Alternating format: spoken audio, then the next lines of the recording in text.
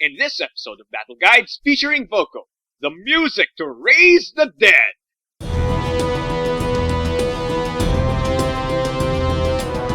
Voco is a zoner who uses his zombies and movement effects to keep opponents at bay while abusing his range to get bot shots in to stay ahead. However, given that he has a lot of minimum range, low power, and low priority, you'll realize that the moment you fall behind, you'll find it hard to catch up.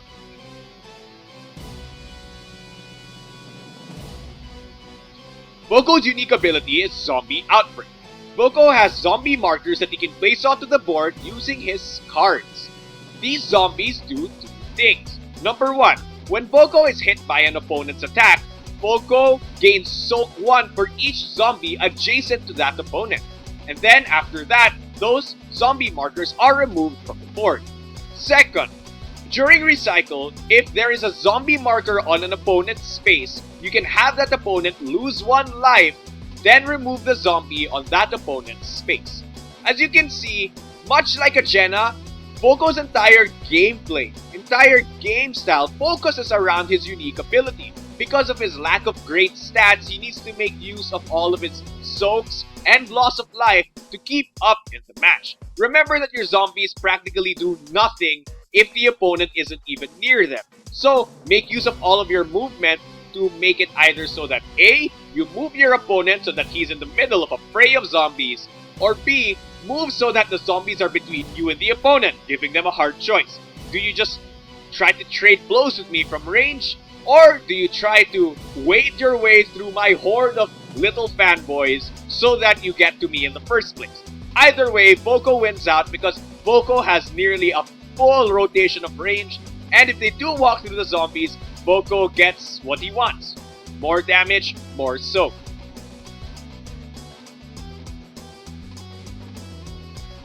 First up is Abyssal. Abyssal has a lot of range, and a lot of minimum range, which is both its strength and its unique weakness. One really important thing about this card is obviously the fact that it puts zombies on the board. However, one nuance that I have to make clear is that range is only calculated towards the opponent. This means that if your opponent is against the wall and you're near your opponent, if there are no more spaces to put the zombies behind the opponent, you won't be putting down zombies at all. Given a lot of cards with range really synergize well with the 2 bases that don't have range, I highly suggest that you pair this attack with Grasp because number 1, you need the range and the speed, but it also has the distinct advantage of letting you throw the opponent into your zombie horde, and number 2, Strike, because this card isn't really fast and you can use the stun guard. Next up is Thunderous. Now given Thunderous's range, you might think, man, this attack is a great mid-range attack. No, that's totally wrong, because your start to beat effect is mandatory and forces you to advance 2 spaces whenever you activate the effect, not 1 to do 2. Given that it's mostly used as A, a long-range gap closer so that you can have a range 5 or 6 attack on you, or B, as a melee disengage. Because of the way movement works in the game, when you advance 2 spaces past an opponent in melee, you'll switch sides with him, then continue moving so that you'll be at range 2. Exactly where Thunderous needs to be to hit in the first place.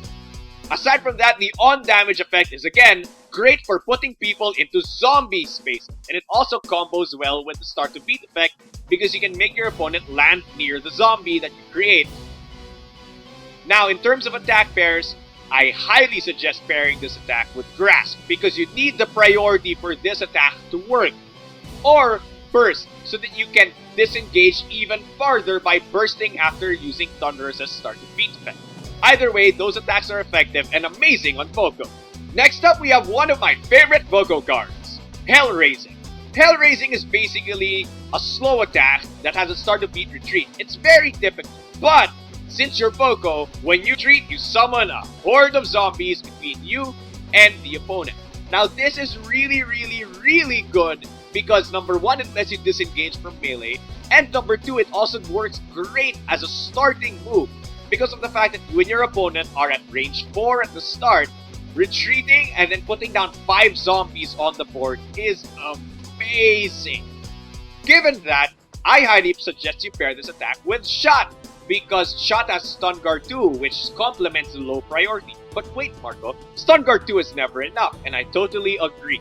Remember that your start to beat effect places a zombie between you and the opponent, including the space adjacent to your opponent, which means that you will technically almost always get a Soak 1 from this attack. Stun Guard 2 plus Soak 1 is 3. Magical number 3, and you thought I was messing. Number 2, I highly suggest this attack goes well with Burst because you can burst first, then use Hell Raising Start to Feed so that you can create even more zombies than you originally thought you could. Next up is Metal! Metal's after activating effect works similarly to Thunderous's Start to Feed, allowing you to disengage, albeit in a slower manner.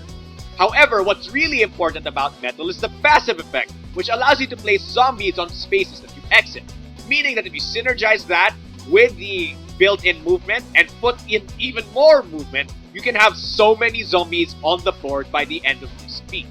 Given that, I highly suggest pairing this attack with all the phases that have decent amounts of movement. Number 1, I highly suggest pairing it with Drive, so that you can have a near full board range attack while flooding the board with zombies. Another attack that I often use with this style is Dash. Dashing with this style results in a full board dash and a full board of zombies, which is amazing because it lets you set up for the next beat. Next we have Monster. Monster has a unique trait in that it doesn't have minimum range, which means that it becomes a valid melee option for Voco.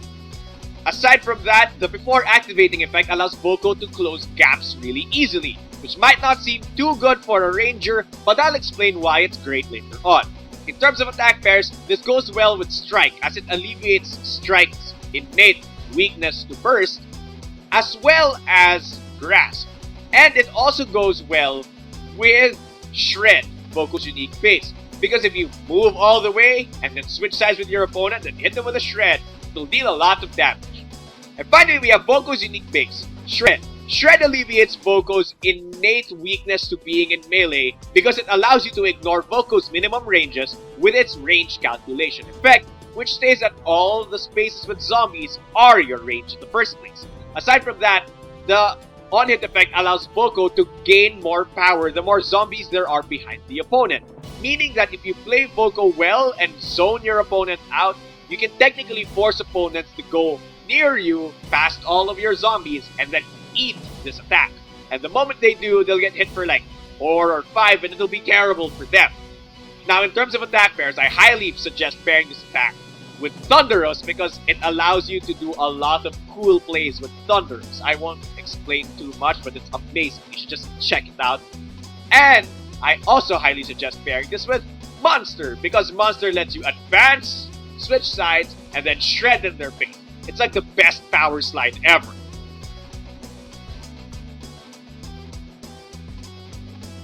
Voco's 2 overdrive finishers are the Wave and Z-Mosh. The Wave is a moderately fast, low-hitting overdrive finisher whose range is equal to all the spaces containing zombies. Now, if you read the effects, basically it's a long-winded way of saying that if your opponent lands on a zombie, you can repeat this attack, which basically means that at most, this attack will probably deal around 12 damage. And at 5 priority, that is pretty good because it can net you a win from under opponents' noses. Now, if positioning is your thing, this is the overdrive for you. On the other hand, Z-Mosh is a long-range, slow overdrive finisher that has Stun Guard 4 and a unique passive that states that zombies that give you soak aren't removed this speed. And you probably think to yourself, gee, I wonder why. Well, the on-hit effect basically lets Voco get power plus 3 for each zombie adjacent to the opponent and on the opponent's space, possibly giving Voco up to power plus 9. And if you choose to remove the zombie on your opponent's space, this attack technically makes your opponent lose 10 life, which is really good given the amount of reliability and consistency that this card has. So if reliability and consistency are your thing, this is the overdrive for you.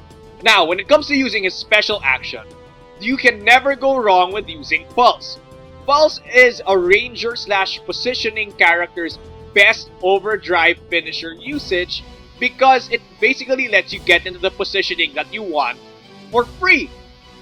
So if you want to get away from your opponent or put them into your horde of zombies, be my guest and use a Pulse. But be warned, if you use your Pulse first, your opponent can easily just use his Pulse the next beat, so it negates the advantage that you get, and you're left with no overdrive finisher, back in a terrible situation that you were in the first place. So, number one, when using this card, be sure that your opponent will not play his Pulse on the beat afterwards. Be that because Pulse is a waste of his special action, or because he doesn't have his special action anymore. Now, Cancel won't get to see that much usage because, well, Voco's not a brawler and that's not his thing. However, if you find the situation wherein Cancel will be useful, then by all means, use it. By this time, I'm sure that all of you know how to use your special actions properly.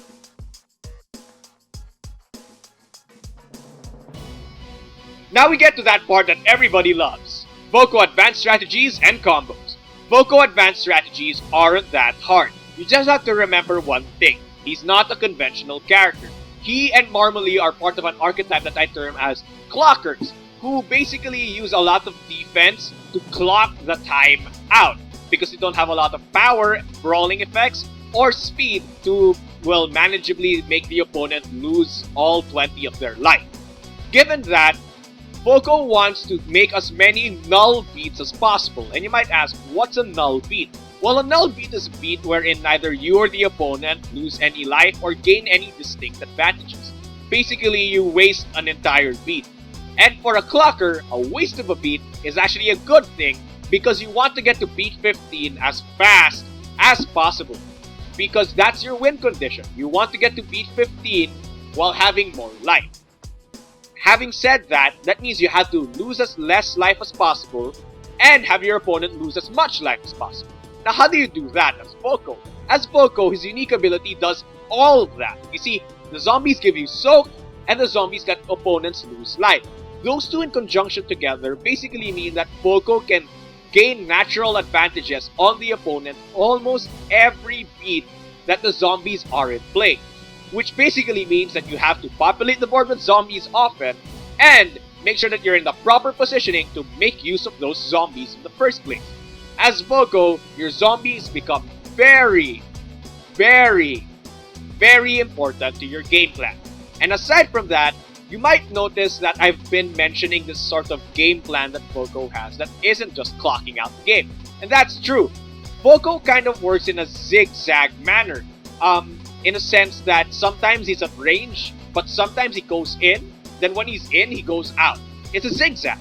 Much like a Switch character in regular fighting games. I don't have exact comparisons. Well, basically, that's how it works. You establish some range first, then suddenly you close the gap. Then you disengage. Now, in what feasible situation would you ever want to do that? Well, for example, you have Hell raising something into Metal something into Thunderous something. That rotation alone basically makes you establish a range, get in, and then get out. You'll see that it synergizes really well as a lot of Voco's zombie placing effects either make him retreat or advance. So sometimes the only way to get zombies on the board is to advance towards your opponent. And that's not really a bad thing for most rangers, but not for Voco, who has a lot of disengage effects. So remember, establish the board, go in, and disengage. Like a boss. Basically think of it like power sliding repeatedly while mashing on your guitar or something.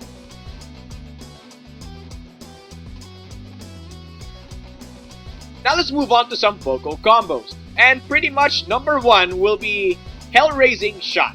Now I don't really need to explain this since I already explained it earlier. Just note that it's one of the best opening moves I've ever seen. But be careful of start to beat movement effects, especially if they're faster than you. So if they become adjacent to you all of a sudden, then you only get one zombie. It's not that worth it. Number two, we have Thunderous Burst. Thunderous Burst is an amazing disengage, and Voco needs ways to disengage a lot, because unlike many rangers, Voco doesn't have the ability to just teleport out of the way whenever he wants, or he doesn't have the way to retreat even if he's at range. Most of his disengage comes in the form of advancing while your opponent is in melee, such as in the form of metal and thunderous in itself. So, this attack lets you disengage from opponents who are in melee range of you, which will happen a lot, trust me. So, use this attack very well and you can create lots of distances while shoving opponents into your horde of zombies. And finally, we have Metal Dash! Metal Dash is a full board range dash that lets you fill the board with zombies. If you aren't amazed by that, then I don't know anymore. Because Voco wants to fill the board with zombies and Voco needs as much positioning as possible. One nuance that we have with this is that you can also use it as an effective disengage. Because you're generally faster since you're dashing, you can use the advance 2 to go past the opponent and then retreat 3 spaces with the dash, creating effective distance between you and the opponent while filling the entire board with zombies. That's not amazing, then I don't know what is.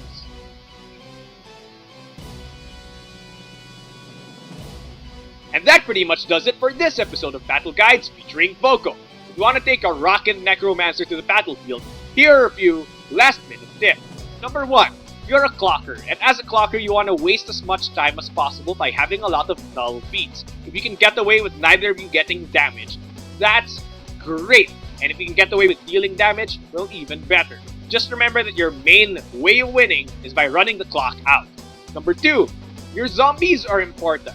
So putting them on the board and making sure that your opponent is affected by them is very, very, very, very important to your clocker gameplay. Remember, you want to mitigate damage and deal damage, and your zombies do that for you. Finally, be very careful of your cards. You have a lot of minimum ranges, so you can get card locked very easily. Getting card locked as Voco is not as bad as many other characters because he's a clocker and it's in his nature to waste beats anyway. If that's the case, I highly suggest just dashing or disengaging as much as possible if your opponent has you card locked terribly.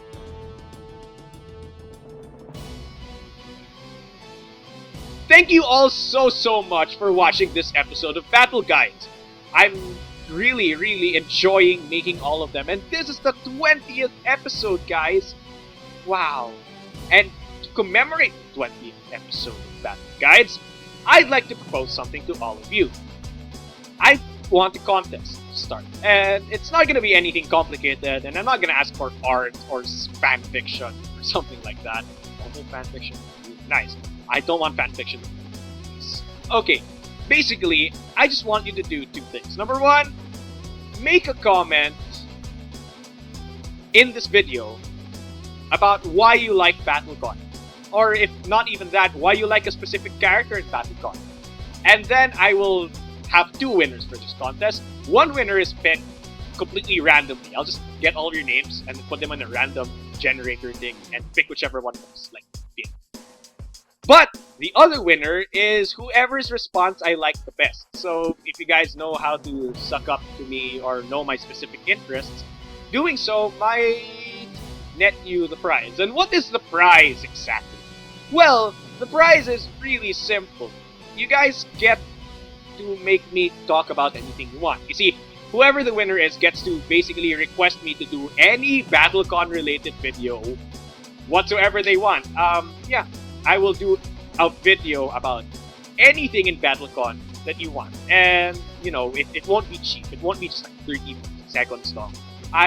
It'll be decently long, especially if it's like mechanic related, like a specific matchup, like I want to know how this character beats this character, or maybe you want a reverse guide, like a guide on how to beat a specific character rather than how to play a specific character.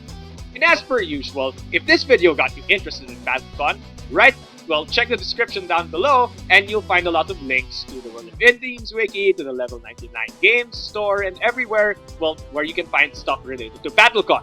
Now, if you want to talk to me or any of the other BattleCon veterans, you can join the forums down below too. And yeah, that's pretty much it. Don't forget your special action, and thank you, World of Indines. Thank you, and good night.